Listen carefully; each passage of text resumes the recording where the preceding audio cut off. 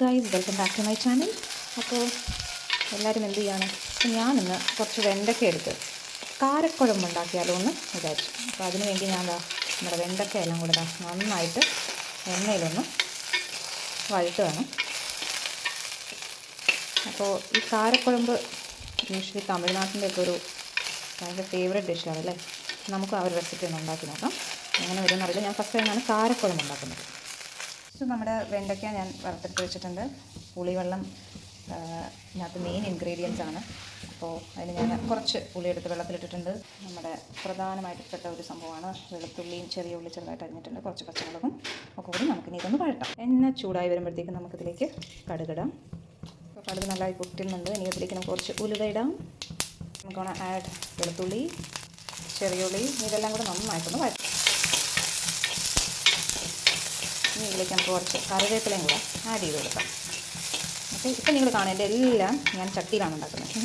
ഇപ്പം ഞാൻ ചട്ടിയിലേക്ക് മാറി. എനിക്കൊരു 2 ചട്ടിയുണ്ട്. അപ്പോൾ ആ ചട്ടി കൊണ്ടുള്ള പ്രയോഗമാണ് എൻ്റെ എല്ലാ വിഭവങ്ങളും. ഇനി ഇതിലേക്ക് നമുക്ക് കറിവേപ്പില ആഡ് ചെയ്യാം. കറിവേപ്പിലയ്ക്കും പ്രത്യേകതയുണ്ട്. നമ്മുടെ വളർത്തിട്ടുള്ള കറിവേപ്പിലയാണ് കൈ. അതുകൊണ്ട് ഇച്ചിരി കൂടുതൽ കൂട്ടുന്നുണ്ട്. കറിവേട്ടോ നമ്മൾ ഇത് നന്നായിട്ട് വഴറ്റുന്നത്. ഞാൻ പച്ചമുളകും കറിവേപ്പിലൊക്കെ അരിയിരിക്കുന്നത് നന്നായിട്ട് വഴണ്ട് വരുന്നുണ്ട്. ഇനി ഇതിൽ നമുക്ക് കുറച്ച് തക്കാളി മുറിച്ചിട്ടാലോ. സോ അങ്ങനെ നമ്മൾ തക്കാളിയൊക്കെ മുറിച്ച് ഞാനൊരു തക്കാളി എടുത്തിട്ടുള്ളൂ. നിങ്ങൾക്ക് ഇപ്പം എത്ര ക്വാണ്ടിറ്റിയാണ് വീട്ടിൽ വേണ്ടത് അതിനനുസരിച്ച് തക്കാളി കൂട്ടിട്ടുള്ളൂ കേട്ടോ.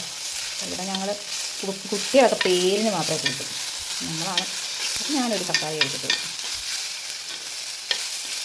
ഇത് നന്നായിട്ടൊന്ന് വഴണ്ട് വരുമ്പോൾ നമുക്ക് പുളിവെള്ളം ആഡ് ചെയ്ത് കൊടുക്കാം. നമുക്ക് ആ പുളിവെള്ളം ഒന്ന് തിളച്ച് കഴിയുമ്പോഴാണ് നമ്മൾ വറുത്ത് വെച്ചിരിക്കുന്നത് നമ്മുടെ വെണ്ടയ്ക്ക അതിനകത്ത് ആഡ് ചെയ്ത് നമ്മൾ കൊടുക്കുക. പക്ഷേ തക്കാളി ഒന്ന് വഴണ്ട് വരുമ്പോഴത്തേക്ക് നമ്മളിതിലേക്ക് പൊടികൾ ആഡ് ചെയ്ത് കൊടുക്കാം.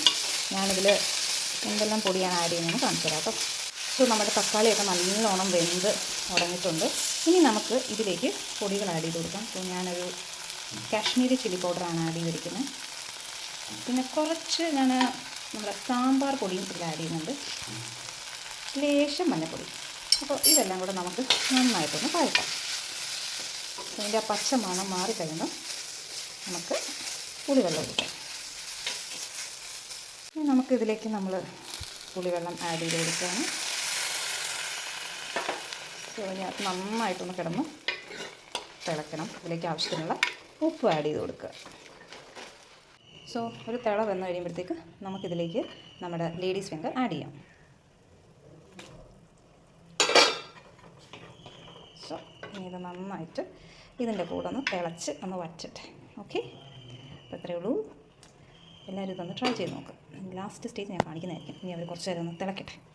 സോ ഗൈസ്, നമ്മുടെ കാരക്കുഴമ്പ് നന്നായിട്ട് റെഡി ആയിട്ടുണ്ട്. നല്ലോണം വറ്റിയിട്ടുണ്ട്. സോ ഇതാണ് ഇതിൻ്റെ ഒരു കൺസിസ്റ്റൻസി. അപ്പോൾ എല്ലാവരും ഇത് ട്രൈ ചെയ്ത് നോക്കണം. ഇറ്റ് ഈസ് വെരി ഈസി റെസിപ്പിയാണ്. അപ്പം എല്ലാവരും ട്രൈ ചെയ്ത് നോക്കിയിട്ട് കമൻറ്റ് ചെയ്യണം കേട്ടോ. അപ്പോൾ വീണ്ടും അടുത്തൊരു വ്ളോഗുമായി കാണുന്നവരെ ബൈ ആൻഡ് സ്റ്റേ ട്യൂൺഡ്.